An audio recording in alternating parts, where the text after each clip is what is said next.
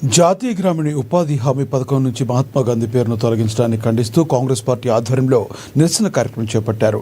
SR Nagar చౌరస్తాలోని ఉమేష్ చంద్ర విగ్రహం వద్ద కాంగ్రెస్ పార్టీ సనత్ నగర్ ఇన్ఛార్జి కోట నీలిమ నేతృత్వంలో ప్లకార్డులతో నిరసన చేపట్టారు. DCC president Deepak John, TPCC vice president Kota Neelima పాల్గొన్నారు. కేంద్ర ప్రభుత్వం నిరంకుశ పాలన నిర్వహిస్తుందని, ప్రజలకు మేలు చేయకుండా బడాబాబులకు మేలు చేస్తుందని, ఇదే విధమైన వైఖరి కొనసాగిస్తే కాంగ్రెస్ పార్టీ చూస్తూ ఊరుకోదని వారు హెచ్చరించారు.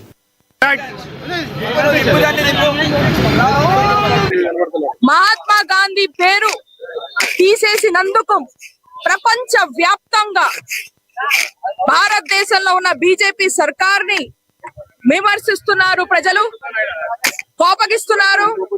మళ్ళీ ఈ చట్టానికి పేరు మార్చి మహాత్మా గాంధీ గారి పేరు పెట్టాలని డిమాండ్ చేస్తున్నారు.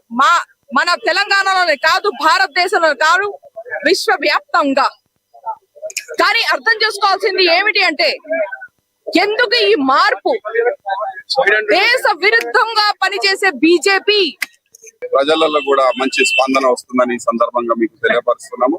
దాంతో పాటు మహాత్మా గాంధీ గారి పేరు కూడా ఈ యొక్క చట్టం నుంచి తొలగించడం జరిగింది. వీళ్ళు ఓన్లీ పేర్లు మారుస్తారు కానీ ఏం డెవలప్మెంట్ ఉండదు. దాంతో పాటు మహాత్మా గాంధీ గారు లోకంలోనే ఎంతో ప్రసిద్ధి చెందిన ఒక నేత.